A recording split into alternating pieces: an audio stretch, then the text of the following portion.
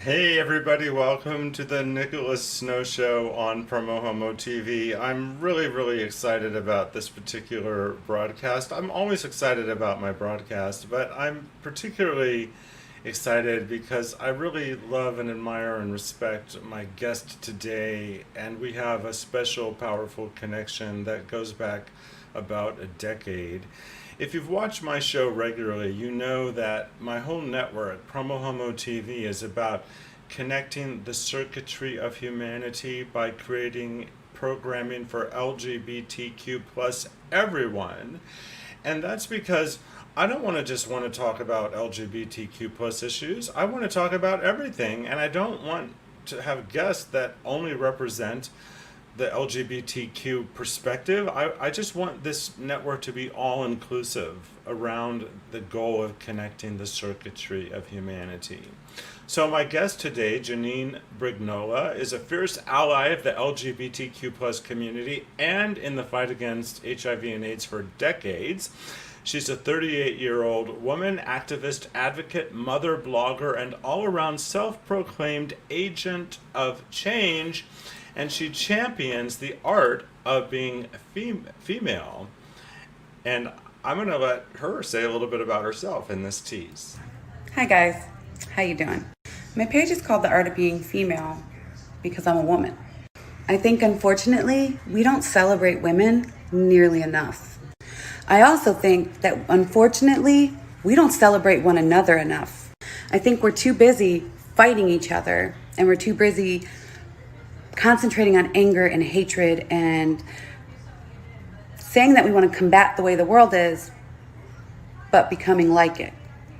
I've personally spent 23 years doing activism work. 15 of that, more advocacy than activism and marching and getting arrested and protesting and organizing. But I've done my fair share of that also. Unfortunately, we're quick to hate one another, but we're not quick to celebrate one another. And we don't change the world by becoming like it. So this page is the change it wants to see and celebrates women.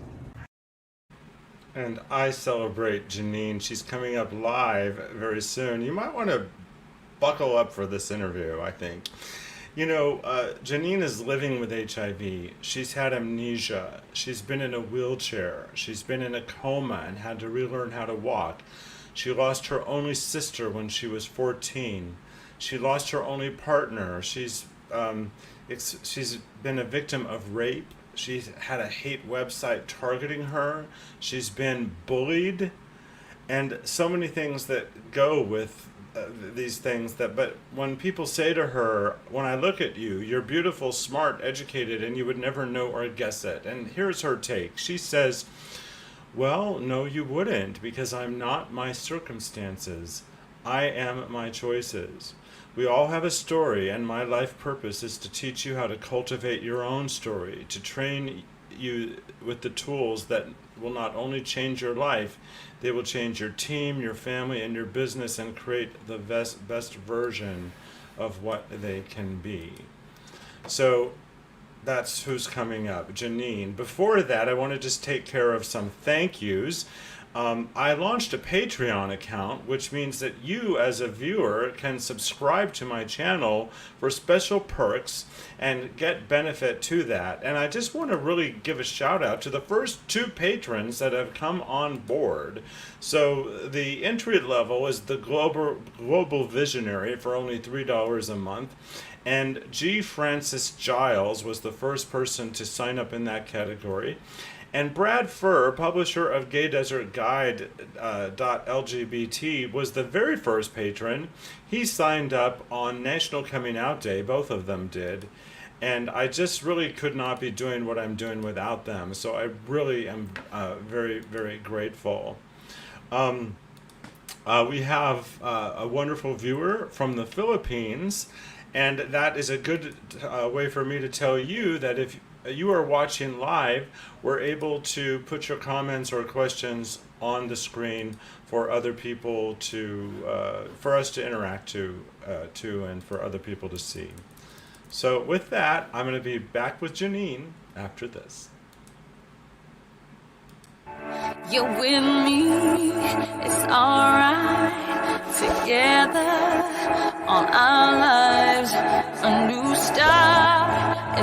side. We're falling. It feels right. It's okay to hold me. You know where I wanna be. It's okay to hold me.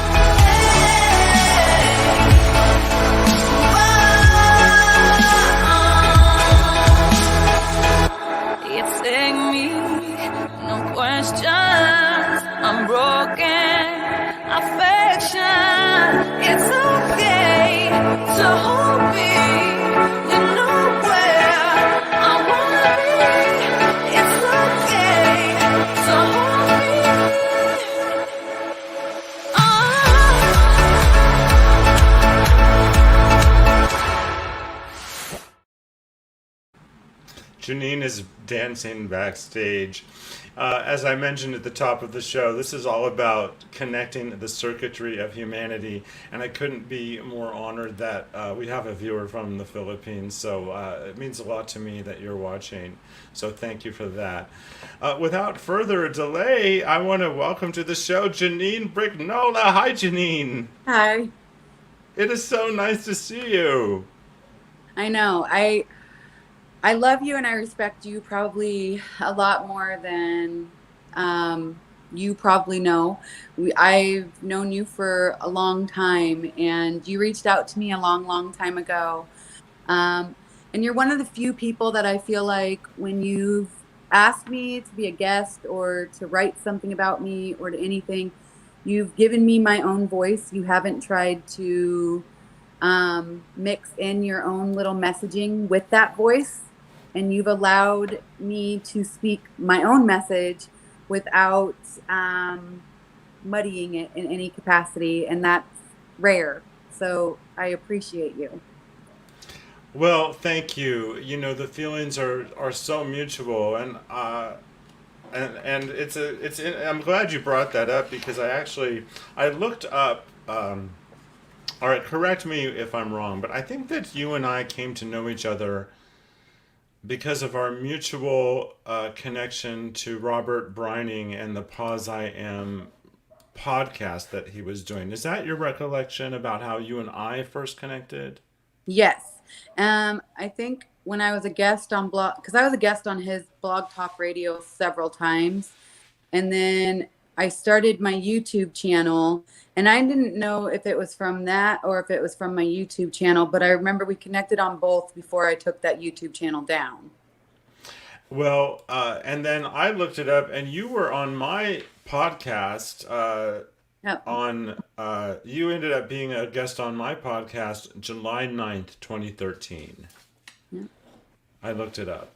So for the viewers, both Janine and I had periods of our lives where we were leading very strongly with the fact that we were living with HIV.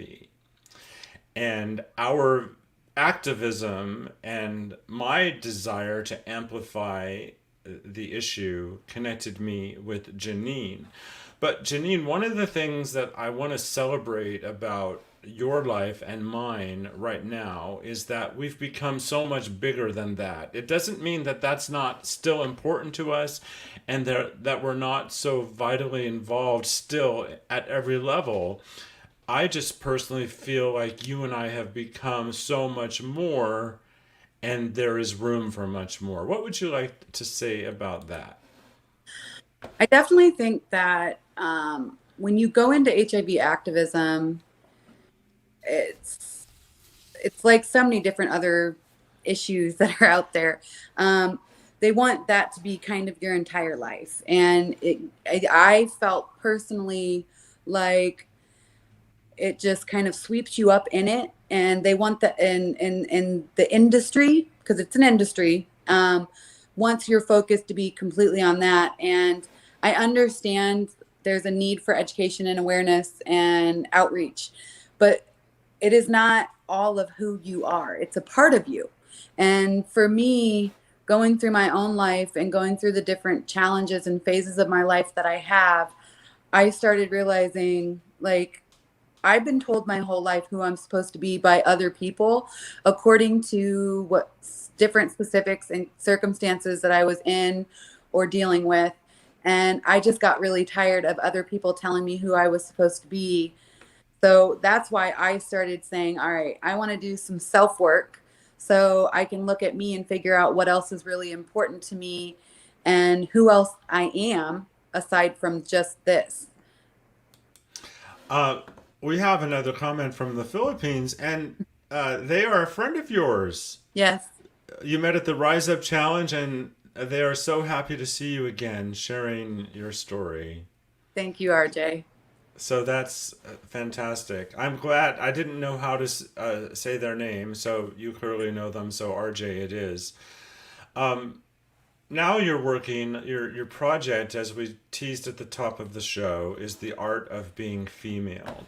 Yes. And I'm gonna throw up some of your contact info there.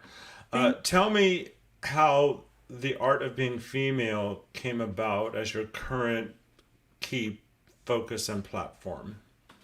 The title itself is a funny story. I was actually talking to a woman that we were, her, myself, and another woman from California. So there was California, me, and then a woman from Philadelphia. And we were trying to come together and do a show. And it was just like we kind of kept butting heads. And so she was like, this is why I do my own thing. And I'm just going to keep, she's like, no offense to you guys, but I'm just going to keep doing my own thing. And I was like, I think I'm just going to rebrand my Instagram and I'm going to start doing something else. And I was like, and her and I were talking, and I was like, I'm going to do the art of being female. And for me, it just kind of came to, being a rape survivor, being a survivor of a traumatic brain injury and in a coma, and being in a wheelchair, and living with HIV, and, going through different traumas, and being in a narcissistic abusive relationship, and then having my sister die and having him die, and like all of these different things that have happened to me in my life. It was like everybody wanted to define me by that, but underneath all of that, I was already defined my whole life by the fact that I was a woman.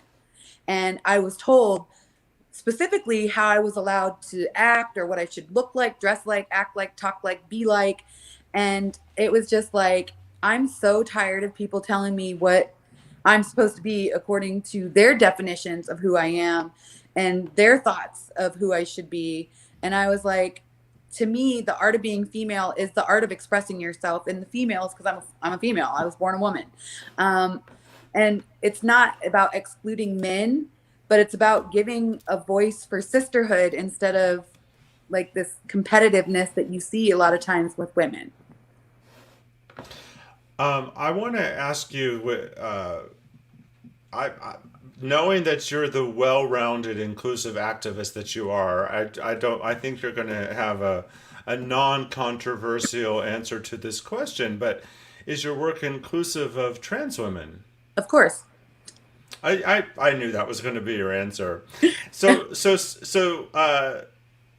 that I think that's spectacular that we live in a time and an age where we've all evolved enough for that to be just so much already a part of what you're doing. So kudos to you for that. Thank you.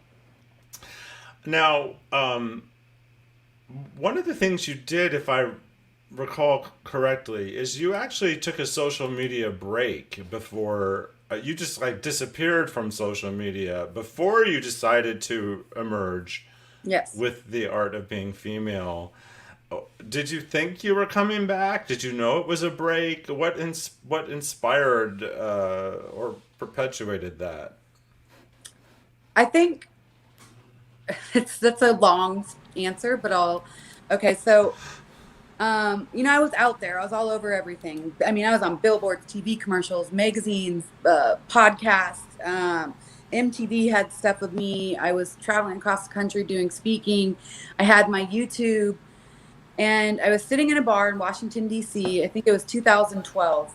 I was sitting in a bar, and they were talking about Googling yourself. And I was like, I've never Googled myself. And everybody was like, oh, you got to Google yourself. And I Googled, No one can accuse you of being a narcissist if you've never Googled yourself. no. And so I Google myself, and I have a hate website. It's like the first thing that pops up. And I was sitting there, and I read this, and they're calling me a whore and saying that I'm like a plague on the world. And I just want to sleep with everybody and anybody, and that people should report me to the federal authorities. And I was sitting there, and I was like, what? And all these gay men around me, they're like, oh, honey, that just means like, that means you made it. And I was like, well, this is making it. I was like, if this is making it, I don't want to make it. I don't think people understood. And I would go to like DC, and I'd go to all these events, and I'd do all these stuff, and I'd go back to Nebraska. And I would always tell people, I was like, I don't think you guys get it. It's like living on an island by myself. I don't think you understand. It is literally, I'm the only person I know talking about HIV in Nebraska, other than people that get paid to do it because it's their job. And I was like, I don't think you understand what it's like. And what's her face that got murdered in Nebraska? What is her name? Hillary Swank played her in the movie. Oh, right. The movie is Boys Don't Cry. Yeah. Brandon Tina. Yes. Transgender, Yes. trans man. Brandon Tina. I So- can't believe I knew the answer to that. I'm glad you did, because I always forget the name. But I'm like, I used to tell people, I'm like, do you understand? Like, Brandon Tina was killed in Nebraska. Like, that's where I'm at, is Nebraska. Like, do you get that? And people were like, oh, it's not that big of a deal. And I'm like, you don't like, I walk down the street, and people are like, that's her. And I'm like, you don't understand. I mean, my house has been egged. Like, and I was just like, when I found that website, I was just like, you know what? I'm good. I'm done. Like, you guys, I'm not getting paid for this. I started doing this because I wanted to make a difference. And I was still talking to people on an individual basis. I never hid the fact that I have HIV. But it was just like, the day I got diagnosed, from that day forward, it was like I was just put on this stage. And I had ran and ran and ran. I didn't want to be on a stage. Like, I've always ran away from stages. I went back to school. I got a bachelor's degree, and then I got a job, which my boss actually Googled me, and she was like, you need to get this taken down, because it was college admissions, because you need to get this taken down, because if people Google you, they're not going to want their kids to go to this school. And it was just like, if I told you all the different discrimination I've went through just because of that website, and I'm like, people don't understand what that's like to live with this. And like, I think people look at me and they're like, okay, you look exotic, you look like you might be something, but you're not a Black woman, you're not trans, you're not this, like, you shouldn't have to, like, you're not going through that amount of, discrimination. You're just profiled and compartmentalized and labeled all over the place. Yes. And so it was just like, I ran away, basically, went into different corporate jobs. And every time I'd turn around, I left that job where that happened, got a different one. And then they were putting me up on stages. And I had a life coach during that time that worked for Paul Mitchell Corporate for like 26 years.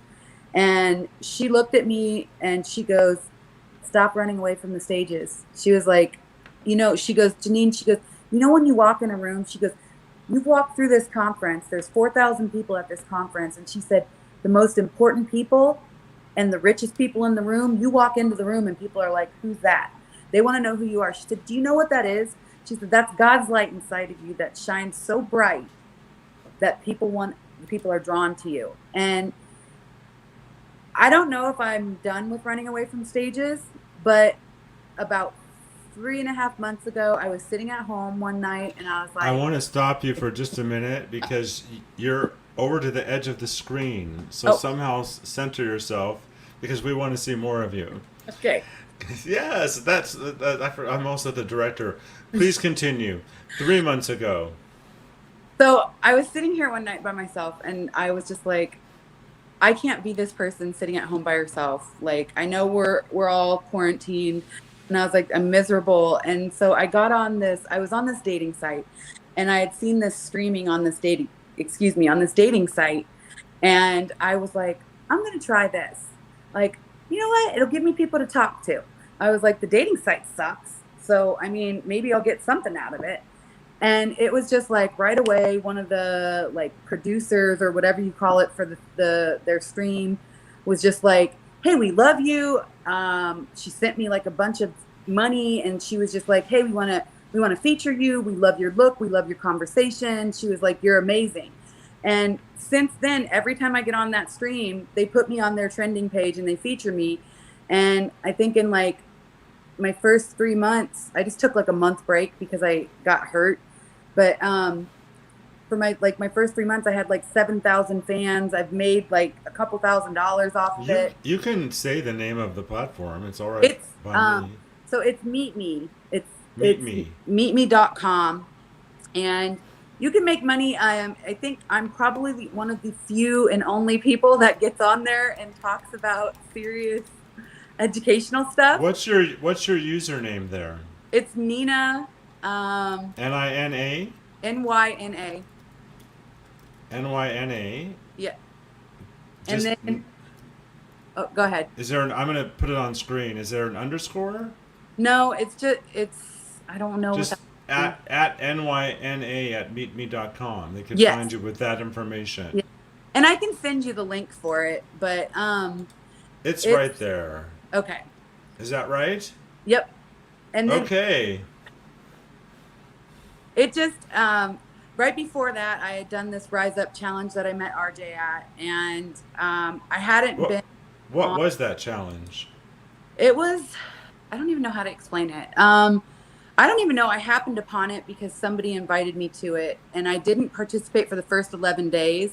And then, like, the 11th day, they were having like Tony Robbins was going to come in and talk, and like, I mean, like all these motivational, inspirational speakers. And I was just like, wow. And my life coach that I'd had was like, you need to be a motivational speaker. She was like, I don't know why you're not doing motivational speaking. And I was like, maybe I'll learn something from this. And over that course of like the 20 whatever days it was after that, I built my own website, and I was like, all right, maybe I'll be a life coach and I'll do some of like the training stuff that I've done in my business life on my website. And so I designed the website like that. But then I was like, I don't want to do this. This is not who I'm supposed to like. So it's kind of like the last couple months have just been like me finding myself again. And I honestly feel like what it's all led back to is me using my story and just, I don't even know how to say this. Like, people want to hear my story, and people are like, you've been through so much and you've overcome it. And if you look at you, you would not know the things that you have gone through. Like, you would literally, like, to have been dead and been in a wheelchair and had to relearn how to walk and be raped more than one time and go through an extremely, my sister was murdered, and go through my ex dying. And when he died, I found out that he was living like multiple different lives, and it was a very abusive relationship, but he's the only real relationship I've ever had. And like, I mean, it's just like so many different things, and being HIV positive, and not only being HIV positive, but being infected by a man that knew he had HIV, that knowingly and intentionally and maliciously infected multiple women and lied about having HIV, finding out when I was 3 months pregnant. My son is fine. He's 13 years old. He's in the other room. Like, he's gorgeous. He's fine. He's negative. But I went from someone that knew nothing about HIV, grew up in a small town, very trusting, very naive, very nice, just thought that, that was enough. You could believe in the good of humanity and the good of people. And like a huge learning curve. And yeah, so basically my life story and like the things that I shared really got to trending on the Rise Up challenge. And I was just like, every step I take, no matter what I do, it comes back to this. Like, it comes back to me being put on some kind of social media platform where people want to hear my story. So obviously I'm supposed to share my story. But the thing for me with the art of being female is, at the end of the day, I think that we concentrate so much on our differences, and we concentrate so much on the issues that we have, instead of looking at our similarities and looking at the fact that every single person you meet in this life has a story and has trauma and has experiences. And instead of, differentiating ourselves out the door and saying, like, you can't understand me, and you've never been through what I've been through, and et cetera and so on. No, I can't, but I can understand those feelings that those circumstances caused inside of you. And I can understand how you and I can come together, and our camaraderie and our sisterhood, or our fellowship, or our brother and sisterhood, whatever you want to call it. We can come together and we can utilize that to then go out and spread a message of love and education to the entire world, instead of being just focused on ourselves. I love that. Speaking of education, I was looking at the art of being female.org, and I love the different workshops or classes or topics that you have. The art of leading with integrity, the art of claiming your identity, the art of acceptance, the art of storytelling. And I know you well enough. Yeah, we talk about how much we know each other. We've never met in person, but we've been on the same train, for a decade. But I know your story well enough, and have spoken with you enough virtually to know that, oh, sure, you could talk about all of those powerfully. Do you find there are many women in are there any women in this space that have overlaps with your story? I mean, your story is just so uniquely your story, and I'm wondering, are there people that you meet along the way that have similar journeys? I have yet to meet anyone that's gone through the same amount of stuff that I have. I joke with people and I tell them, like, I haven't been kidnapped or shot, but that's about it. And I live 12 minutes from Mexico right now. So let's, like, not say that too loudly. That's a joke. Like, please don't take that the wrong way. That was supposed to be funny, but it's really not funny. And I would actually be mad if somebody said that. But it is the truth, because, the cartel is here and the border is right there. But it's just, I don't even know how to answer that. Like, because it's weird, because it's my life. Like, this is my life. This is what I know. This is the only thing I can talk from, is my experiences in life. I've never met someone who has amnesia and died and was in a coma for 11 days and in a wheelchair, and then has been raped a couple times, and, gone through an abusive relationship, and gone through all of the things that came with, talking about HIV and living out as an HIV positive person. And then to have, like, my own HIV community, I feel like more often than not, I'm not included in that group because I'm not a yes person. And that's a whole nother story. But that industry, I have a similar story. I wrote a book about it, actually. Yep. Because that whole industry is very, look, if you want to change the world, you can't become like the world. And you know what? If you go into something and you run a nonprofit and you say, hey, I'm giving this person a voice, so I'm making a difference, but you're perpetuating and reiterating all of what's wrong with this world and doing it, but you've literally blinded yourself to it because you'd rather concentrate on the good that you might be doing, because you're a white person giving a black person a voice. You need to, like, seriously sit the fuck down. Excuse my language, but you need to really sit the hell down, because you're not doing anything different. You're perpetuating it. One of the things that you talked about in this interview is what it was like to live where you lived. And I remember when you moved to where you live now, you felt so free and liberated, and were amazingly grateful for the totally different reception that you got in your current community. What would you like to say about that? I think that it's really interesting, because people want to put down the Hispanic population and Mexican immigrants. I live in a 99% Hispanic area. And I live 12 minutes from Mexico. Spanish is spoken more prevalently here than English is. And at the end of the day, like, they have welcomed me with open arms. Yes, I'm half Italian. I'm not Mexican. I'm not Hispanic. Yes, I'm half Italian, so I look like I pass, I'm Latina. I look, whatever. So people are accepting, or, whatever the case may be as far as that goes. But at the end of the day, I've never, like, I have not met anyone here that I have told that I'm HIV positive, or I've told parts of my story to, that have made me feel like people in so many other places have. One of the things I wanted to ask you is, are you jeopardizing your job or your safety in your current community with the public platform you have and the issues around which you have the platform?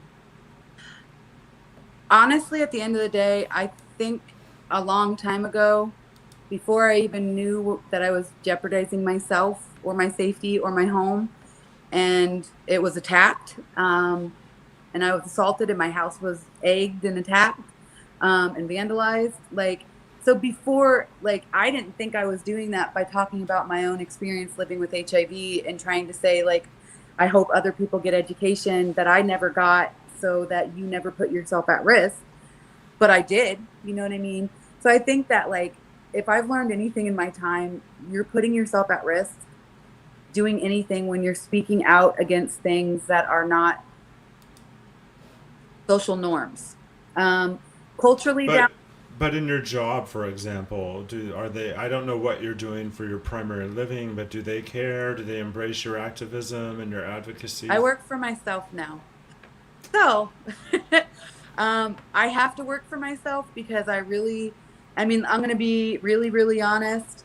If I go back over the last 10 years of my life, every single job I've had in the last 10 years, the moment that they found out I was HIV positive, they either made me very, very uncomfortable to try to push me out the door so I would quit, or they found a reason to try to get rid of me. And I mean, my big corporate job that I had, um, my coworker, like the second week I worked there, we're sitting there teaching a class together because we did training, and we're sitting there teaching a class together, and she was like, well, something something, well, Google people, we do Google people. And I was like, you Google hairstylist, really? And she's like, and then she goes on, and it wasn't even 5 minutes later, and we were talking about blood spills, and she's like, well, AIDS. And I was like, actually, that's not how you catch AIDS, and you don't catch AIDS. And I remember sitting there with my, like, feeling like I was on fire, and just feeling like, are you fucking kidding me? Excuse my language, I'm sorry. That's all right. I would have thought the same thing. And then, I mean, it got so bad with this coworker because her and I, we had no one ahead of us.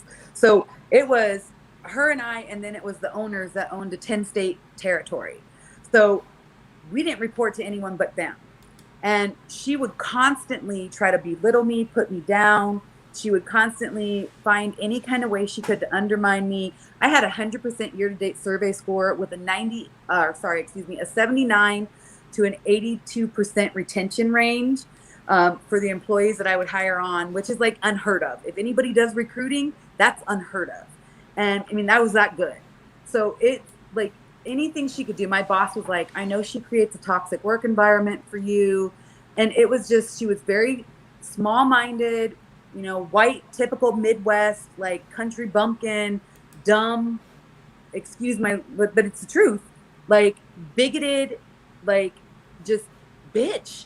Like, and she would do anything she could to try to, like, I mean, it was at the point we had our first leadership like 4 months into my job, and somebody from our corporate office came and they sat us down and they were like, Stephanie, you can't treat her like that. You have to stop. You can't act that way in front of all of your employees. Because her and I were over like 300 and something employees. They were like, you can't undermine her like that, because what do you like? And it was just like 2.5 years of, I mean, that with, then I had my ex who Well, had no, go ahead. I'm oh, sorry. my ex had like severe PTSD. He had so many issues. I felt like I was losing my mind. Like the last year of that job, the last 6 months, I didn't eat. I didn't sleep. I literally was skin and bones. When I'm telling you, you could see every bone in my body. You could see the like on my back. You could see the little like dots where your bone, you know, where your spine is. I mean, you everything. I had no fat. I was like 3% body fat for a woman, which is unheard of. I was a vegetarian. Like, I mean, I looked like a fucking freaking zombie. Like, I was just like, I can't do this. Like, I can't do this anymore. And then if I, So so life goes on, and you made important changes, and you landed in this new city. And how long have you been there? um, I've been here for a year this month. Um, And you're self-employed, and you're engaging in a social media platform again with a greater focus and a new vision and inspiration, and yeah. your son is happy and healthy, and you feel like you're in a community where you're safer and that you're loved and accepted. Is that correct? Um, yes, I would say after being here for a year, there's it's I think it's challenging when I mean right now I think it's hard almost anywhere you're at because of COVID. So I don't know. I mean, I think that that's clearly part of it, but I will say one of the things that after a year of being here, there's only like 10 days a year that are under 90 degrees and I'm like, okay, I need this is too hot. I like this is way too hot. So there's that, and I think my goal has always been to end up in California. I love California. One of my best friends lives in California, so I really feel like that's definitely like this is not my forever. Um, but I think it's a start. And I think COVID and everything that happened in the past with jobs and everything that's happened in my life has just kind of finally led me to that point where, you know, I'm ready to put myself back out there. I'm ready to take a leap. I'm ready to take control of my own life, my own message, and use that in conjunction with my experiences, my education, and everything else, and do my own thing. And I don't know. Well, RJ is acting as co-host today, and RJ says she touched many souls in the Rise Up Challenge. She was also made to share her story at Surviving and Thriving. Yeah. And she proposes something to me about you. What do you think? I've been working on a book. Okay, so I'll just tell you guys. I just relaunched my YouTube channel. Breaking news! Breaking news! I just relaunched my YouTube channel. Um I put a TikTok video that I made about coming out, you know, living with HIV on my YouTube. And I've recorded probably 5 videos for my intro and not posted any of them because I haven't liked them. I've also gained about 45 pounds over COVID, and it's given me like lots of anxiety. So I'm trying to deal with that right now. But it's at the end of the day, like I just need to post a video. So I am going to record a video tomorrow. I recorded 3 videos today and I didn't like them, but I've come up with a plan. I have 9 chapters in my book. I'm going to do 9 episodes to introduce my life story and the 9 chapters for my book. I'm going to put them on my YouTube channel, and then I'm going to go forward and I'm going to create content based on other women's stories and based on the things that I'm really interested in creating content about.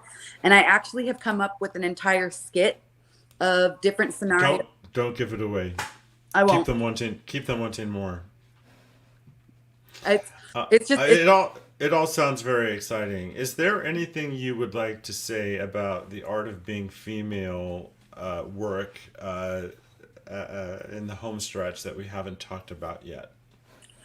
I don't think so, because I mean this is honestly like kind of a new thing. This is like over the last 4 or 5, like I don't know, 5 or 6 months maybe. So it's like I changed my I changed my Instagram to that, and then I created a YouTube. I've created all these different social media platforms with the name. I tried to get it copyrighted, and I found out that somebody already has a copyright.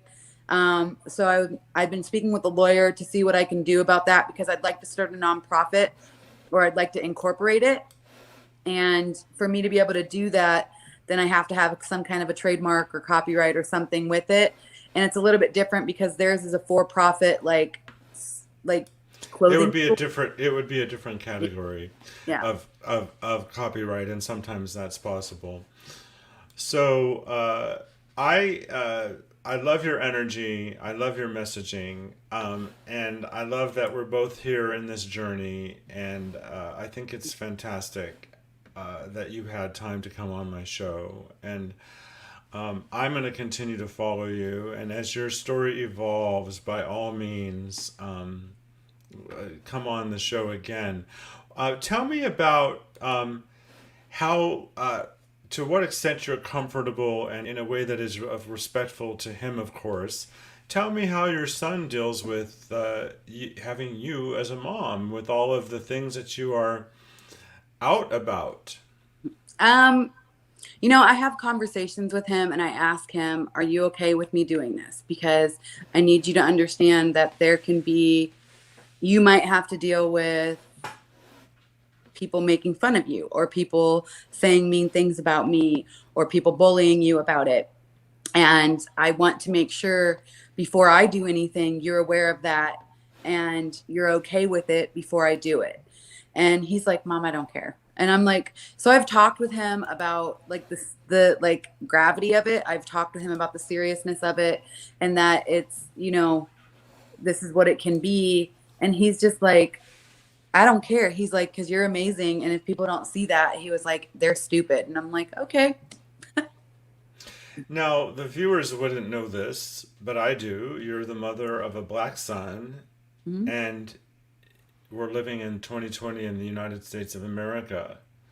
So, how are you and your son coping with everything that he is facing as a young black boy? It's funny you say it because I just had a conversation with my best friend today, and she's a black woman, my best friend of like 24 years. And I said her son went and did something this past weekend, and I said, aren't you afraid? And she goes, what, Nina, what do you mean? And I was like, and she goes, today, she goes, I told Chris, and that's her husband. She goes, I told Chris, and Chris was like, does she not know that there's black people in Houston? And I was like, it's not that, her name's Yolanda. I said, Yolanda, it's not that. I said, it's the fact that I said, I'm scared to death for my son. I was like, do you not think about that? I said, I'm scared for all black and brown people right now. I said, anybody that's different in any way, shape, or form.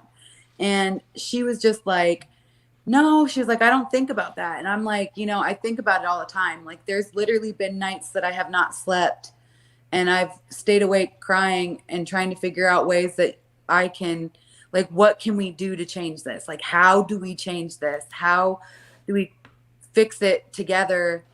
But I've been trying to do that for 20 something years. So You continue to be the change that you want to see in the world, and with your modern family, it presents a whole new set of challenges that unfortunately have been around for centuries. And racism is a terrible thing, and I am doing what I can to be part of the solution and look at my own connection and responsibility for systemic racism. yeah. So that's what I'm doing. Anything you would like to say as a final remark? Just remember that, like, right now, this world is hard for everyone. Whether you're black, you're brown, you're white, you're gay, straight, trans, whatever you may be, like, everyone is struggling and suffering. And we get a lot more from people if we don't make people put their defenses up, if we actually talk to people and treat them like they're human beings and treat them with love and kindness. And so, remember that, because the same love and kindness and acceptance that you want is the same thing that everybody you walk by and you walk down the street next to needs and wants also. And sometimes they don't know it, and you might be the difference that changes that for them.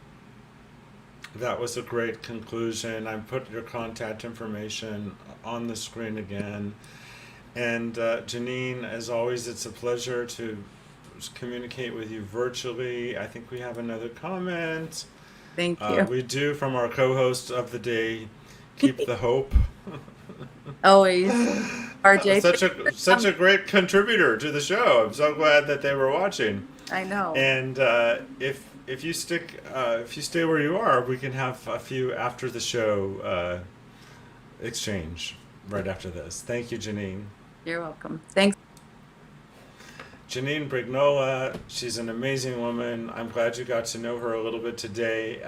As we talked about briefly during the show, her work around the art of being a female is trans inclusive as well.